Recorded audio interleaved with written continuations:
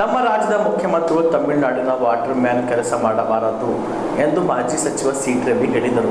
ಮೈಸೂರಿನಲ್ಲಿ ಸುದ್ದಿಗಾರರೊಂದಿಗೆ ಮಾತನಾಡಿ ಡಿ.ಕೆ. ಶಿವಕುಮಾರ್ ವಿಪಕ್ಷದಲ್ಲಿ ಇದ್ದಾಗ ನಮ್ಮ ನೀರು ನಮ್ಮ ಹಕ್ಕು ಎಂದು ಹೋರಾಟ ಮಾಡಿದರು. ಈಗ ಜಲಾಶಯದ ನೀರನ್ನು ಬೆಳೆಗೆ ಬೆಳೆಸಬೇಡಿ ಎಂದು ಹೇಳಿಕೆ ಕೊಡುತ್ತಾರೆ. ಮಂಡ್ಯ, ಮೈಸೂರು, ಬೆಂಗಳೂರು ಜನರಿಗೆ KRSನಲ್ಲಿ ಕುಡಿಯುವುದಕ್ಕೆ ನೀರು ಎಷ್ಟಿದೆ ಅನ್ನುವುದನ್ನು ಡಿ.ಕೆ.ಶಿ ಅವರು ಮೊದಲು ಬಾಯಿ ಬಿಡಬೇಕು. ರಾಜ್ಯದ ಮುಖ್ಯಮಂತ್ರಿ ತಮಿಳುನಾಡಿನ ವಾಟರ್ ಮ್ಯಾನ್ ರೀತಿ ಕೆಲಸ ಮಾಡಬಾರದು. ರಾಜ್ಯದ ಜನರ ರಕ್ಷಣೆಗೆ ನೀವು ನಿಂತುಕೊಳ್ಳಿ, ನಿಮ್ಮ ಬೆಂಬಲಕ್ಕೆ ನಾವು ನಿಲ್ಲುತ್ತೇವೆ ಎಂದು ಹೇಳಿದರು. ಮಹಾತಾಯಿ ಚಾಮುಂಡೇಶ್ವರಿಯ ದರ್ಶನವನ್ನು ಪಡೆದು ಆಕೆಯ ಆಶೀರ್ವಾದವನ್ನು ಬೇಡೋದ್ರ ಜೊತೆಗೆ ಮಳೆ ಬೆಳೆಯನ್ನು ಕರುಣಿಸಿ ಜಾನುವಾರುಗಳಿಗೆ ರಕ್ಷಣೆಯನ್ನು ಕೊಡು ತಾಯಿ ಅಂಥೇಳಿ ಪ್ರಾರ್ಥಿಸಿದ್ದೇನೆ. ತಾಯಿ ರಕ್ಷಣೆ ಕೊಡಲಿ.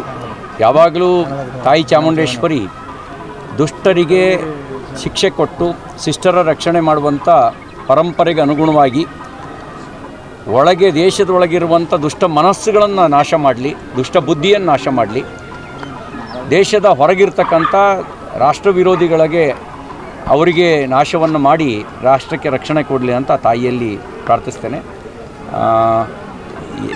ನಂಬಿದವ್ರನ್ನ ಕೈ ಬಿಡೋದಿಲ್ಲ ಅನ್ನೋದು ಒಂದು ನಂಬಿಕೆ. ಆ ನಂಬಿಕೆಗೆ ಅನುಗುಣವಾಗಿಯೇ ತಾಯಿಯ ದರ್ಶನವನ್ನು ಪಡೆದಿದೆ.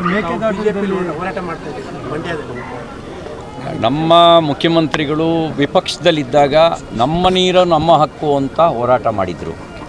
ಅವರು ಮುಖ್ಯಮಂತ್ರಿ ಆದಮೇಲೆ ಸಾರ್ವಜನಿಕವಾಗಿ ಒಂದು ಹೇಳಿಕೆ ಕೊಟ್ಟರು, ಯಾರೂ ಬಿತ್ತನೆ ಮಾಡಬೇಡಿ, ಜಲಾಶಯಗಳ ನೀರನ್ನು ಕುಡಿಯೋ ನೀರಿಗೆ ಉಳಿಸ್ಬೇಕು, ಕುಡಿಯೋ ನೀರಿನ ಉಳಿಸ್ಕೊಂಡು ಖಾತ್ರಿಪಡಿಸ್ಕೊಂಡು ಆಮೇಲೆ ನೀರಾವರಿಗೆ ಬಳಕೆ ಮಾಡಬೇಕು ಅಂತ ಹೇಳಿದ್ದಾರೆ. ನಮ್ಮ ಬೆಂಗಳೂರಿಗೆ, ಮೈಸೂರಿಗೆ, ಮಂಡ್ಯಕ್ಕೆ ಮತ್ತು KRSನ ಮೂಲದಿಂದ ನಾವೇನು ಕಾವೇರಿಯಿಂದ ನೀರು ಕೊಡ್ತೇವೆ, ಅದಕ್ಕೆ ಕುಡಿಯೋ ನೀರಿಗೆ ಲಭ್ಯ ಎಷ್ಟಿದೆ? ಮುಖ್ಯಮಂತ್ರಿಗಳೇ ಬಾಯ್ಬಿಡಿ. ನೀವು ನಮ್ಮ ನೀರು ನಮ್ಮ ಹಕ್ಕು ಅಂತ ಹೇಳಿದ್ದೀರಿ. ನಮ್ಮ ಜನರಿಗೆ ನೀರು ಕೊಡದೆ ನೀವು ತಮಿಳುನಾಡಿಗೆ ನೀರು ಬಿಡೋದು ಹೇಗೆ ನಮ್ಮ ಹಕ್ಕನ್ನು ಉಳಿಸಿದಂತೆ ಆಗುತ್ತೆ ಹೇಳಿ. ಅದಕ್ಕೆ ನಾವು ಮುಖ್ಯಮಂತ್ರಿಗಳ ಬೆಂಬಲಕ್ಕೆ ನಿಂತಿದ್ದೇವೆ. ಮುಖ್ಯಮಂತ್ರಿಗಳೇ, ತಮಿಳುನಾಡಿನ ವಾಟರ್ ಮ್ಯಾನ್ ನೀವಲ್ಲ. ವಾಟರ್ ಮ್ಯಾನ್ ಥರ ಟ್ರೀಟ್ ಮಾಡೋದಕ್ಕೆ ನೀವು ಯಾರಿಗೂ ಅವಕಾಶ ಕೊಡಬಾರ್ದು. ನೀವು ನಮ್ಮ ಮುಖ್ಯಮಂತ್ರಿ, ನಮ್ಮ ಜನರ ರಕ್ಷಣೆ ಮಾಡೋ ಜವಾಬ್ದಾರಿ ನಿಮಗಿದೆ. ಮತ್ತು ನೀವು ಹಿಂದೆಯೇ ಹೇಳಿದಿರಿ ನಮ್ಮ ನೀರು ನಮ್ಮ ಹಕ್ಕು ಅಂತ. ನಮ್ಮ ನೀರು ಅದು ನಮ್ಮ ಹಕ್ಕು. ಆ ಹಕ್ಕಿನ ರಕ್ಷಣೆಗೆ ನೀವು ಮುಂಚೂಣಿಯಲ್ಲಿ ನಿಲ್ಲಿ, ನಿಮ್ಮ ಬಲಕ್ಕೆ ನಾವು ನಿಲ್ತೀವಿ. ನೀವು ನೀರು ಬಿಟ್ಟು ತಮಿಳುನಾಡಿನ ವಾಟರ್ ಮ್ಯಾನ್ ಥರ ಆಗಬೇಡಿ ಅನ್ನೋದೇ ನಮ್ಮ ಆಗ್ರಹಪೂರ್ವಕವಾಗಿರತಕ್ಕಂಥ ವಿನಂತಿ ಇದೆ. ಮಾತುಕತೆ ಆಡಲಿ. ಮಾತುಕತೆ, ಪ್ರಜಾಪ್ರಭುತ್ವದಲ್ಲಿ ಮಾತುಕತೆಯೇ ಪರಿಹಾರ. ಅವ್ರಿಗೆ ತೋರಿಸ್ಬೇಕು ನಮ್ಮ ಜಲಾಶಯದ ಪರಿಸ್ಥಿತಿ ಏನಿದೆ, ಕುಡಿಯೋಕ್ಕೆ ನೀರು ಎಷ್ಟು ಬೇಕು, ಅವ್ರಿಗೆ ಮನವರಿಕೆ ಮಾಡೋ ಕೆಲಸ ಮಾಡಬೇಕು. ನಿಮ್ಮ ಮೆಟ್ಟೂರು ಜಲಾಶಯದಲ್ಲಿ ನೀರಿನ ಸ್ಟೋರೇಜ್ ಎಷ್ಟಿದೆ, ಇಲ್ಲಿ ಎಷ್ಟು ಸ್ಟೋರೇಜ್ ಇದೆ, ಅವ್ರಿಗೆ ಮನವರಿಕೆ ಮಾಡಲಿ.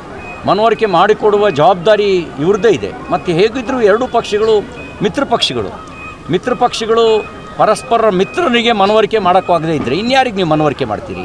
ಹಾಗಾಗಿ ನಿಮ್ಮ ಜವಾಬ್ದಾರಿ ಇದೆ, ಮನವರಿಕೆ ಮಾಡಿ ಹೆಚ್ಚುವರಿ ನೀರಿದ್ದರೆ ಬಿಡಿ, ಹೆಚ್ಚುವರಿ ನೀರಿಲ್ಲದೆ ಇದ್ದರೆ ಅವ್ರಿಗೆ ಮನವರಿಕೆ ಮಾಡೋ ಜವಾಬ್ದಾರಿ ನಿಮ್ಮದಿದೆ. ಒಂದು ಕಡೆ ಸಚಿವ ಸಂಪುಟದ ಗಲಾಟೆ ನಡೀತಾ ಇದೆ, ಇನ್ನೊಂದು ಕಡೆಗೆ ಈ ಇಶ್ಯೂ ಹ್ಯಾಂಡ್ಲ್ ಸರಿಯಾಗಲಿಲ್ಲ. ಸಚಿವ ಸಂಪುಟದ ವಿಸ್ತರಣೆಗಾಗಿ 1 ದಿನ 2 ದಿನ 3 ದಿನ ಕಾಯೋದು ಸ್ವಾಭಾವಿಕ. ಆದರೆ ಕಳೆದ 1 ತಿಂಗಳಿನಿಂದ ಸಚಿವ ಸಂಪುಟದ ವಿಸ್ತರಣೆಗಾಗಿಯೇ ದೆಹಲಿ ಬಾಗಿಲು ಕಾಯೋದು ಸ್ವಾಭಿಮಾನದ ರಾಜಕಾರಣ ಮಾಡೋರಿಗೆ ಸೂಕ್ತ ಅಲ್ಲ. ನಾನು ಸಿದ್ದರಾಮಯ್ಯನವರು ಸ್ವಾಭಿಮಾನಿಗಳು ಅಂತ ಭಾವಿಸಿದ್ದೆ, ಡಿ.ಕೆ. ಶಿವಕುಮಾರ್ ಅವರು ಸ್ವಾಭಿಮಾನಿಗಳು ಅಂತ ಭಾವಿಸಿದ್ದೆ. AICC ಅಧ್ಯಕ್ಷರು ಕರ್ನಾಟಕದವರೇ ಇದ್ದಾಗ ನೀವು ಅಲ್ಲಿ ಹೋಗಿ ದೆಹಲಿ ಬಾಗಿಲಲ್ಲಿ ವಾರಗಟ್ಟಲೆ ಕಾಯೋದು, ಇಲ್ಲಿ ಘೋಷಣೆ ಮಾಡಿ ನೀವೆಲ್ಲ ರೆಡಿ ಮಾಡ್ಕೊಳ್ಳಿ ರಾಜಭವನದಲ್ಲಿ ಅಂತ ಹೇಳಿದ ಮೇಲೂ ಕೂಡ ನಿಮ್ಮ ಪಟ್ಟಿ ಹೊರಗೆ ಬರದೇ ಇರೋದು, ನಿಮ್ಮ ಸ್ವಾಭಿಮಾನಕ್ಕೆ ಎಲ್ಲೋ ಧಕ್ಕೆ ಬಂದಿದೆ ಅಂತ ನಿಮ್ಗೆ ಅನಿಸ್ಬೇಕಿತ್ತು. ನಿಮಗೆ ಅನ್ನಿಸದೇ ಇರೋದು ದುರದೃಷ್ಟಕರ.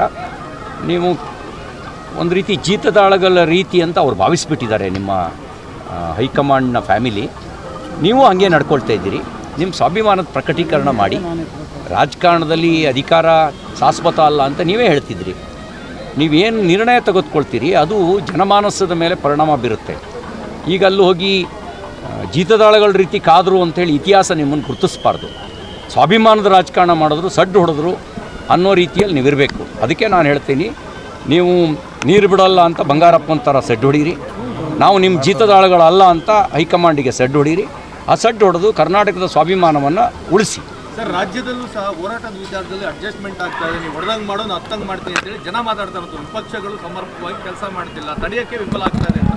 ನಿಮಗೆ ನಿಮ್ಮ ಭಾವನೆ ಹಾಗಿದ್ದರೆ ನಾನು ಅದನ್ನು ತಪ್ಪು ಅಂತ ಭಾವಿಸೋದಿಲ್ಲ. ನಾವು ನಮ್ಮ ಪ್ರಯತ್ನ ಮಾಡ್ತಿದ್ದೀವಿ.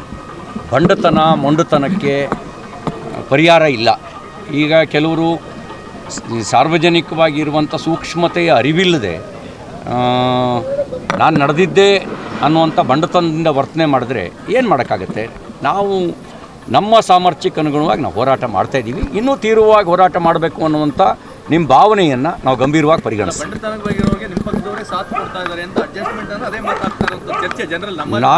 ನಾನು ಆರೋಪವನ್ನು ಒಪ್ಪೋದಿಲ್ಲ, ಆದರೆ ಇನ್ನಷ್ಟು ತೀರೋಗ. ಕಾಮರೆಡ್ಡಿ ಆರ್ಥೋ ಮತ್ತು ಟ್ರಾಮಾ ಕೇರ್ ಆಸ್ಪತ್ರೆ ಕಲಬುರಗಿ.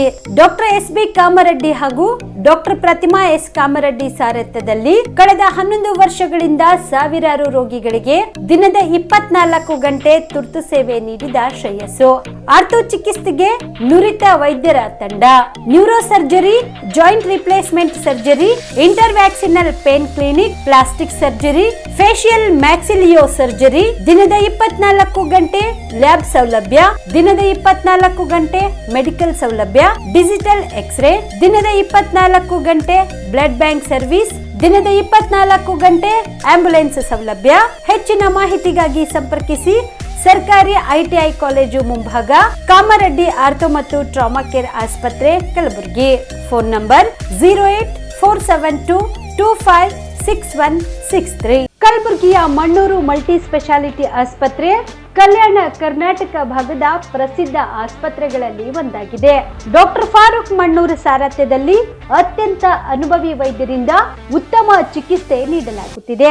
ಮಣ್ಣೂರು ಮಲ್ಟಿ ಸ್ಪೆಷಾಲಿಟಿ ಆಸ್ಪತ್ರೆಯಲ್ಲಿ ಸಿಗುವ ಚಿಕಿತ್ಸೆಗಳು: general surgery, laparoscopy surgery, neuro surgery, orthopaedic surgery, plastic surgery, gastro surgery, aqua surgery, gynaecology surgery, general medicine, paediatric, neuro surgery, cardiology, haematology, endocrinology, ENT ಮತ್ತು ophthal, general physician, gynaecology, paediatric, family medicine, urology, nephrology, radiology, dialysis, advance ICU ಮತ್ತು advance OT setup, ಅತ್ಯಾಧುನಿಕ ಸೌಲಭ್ಯವುಳ್ಳ ಕ್ಯಾಸುಲಿಟಿ, ದಿನದ 24 ಗಂಟೆ emergency trauma centre. ಹೆಚ್ಚಿನ ಮಾಹಿತಿಗಾಗಿ ಸಂಪರ್ಕಿಸಿ ಬಾರಾ hills circle, ring ರಸ್ತೆ, ಕಲಬುರಗಿ. Phone number 9538786108.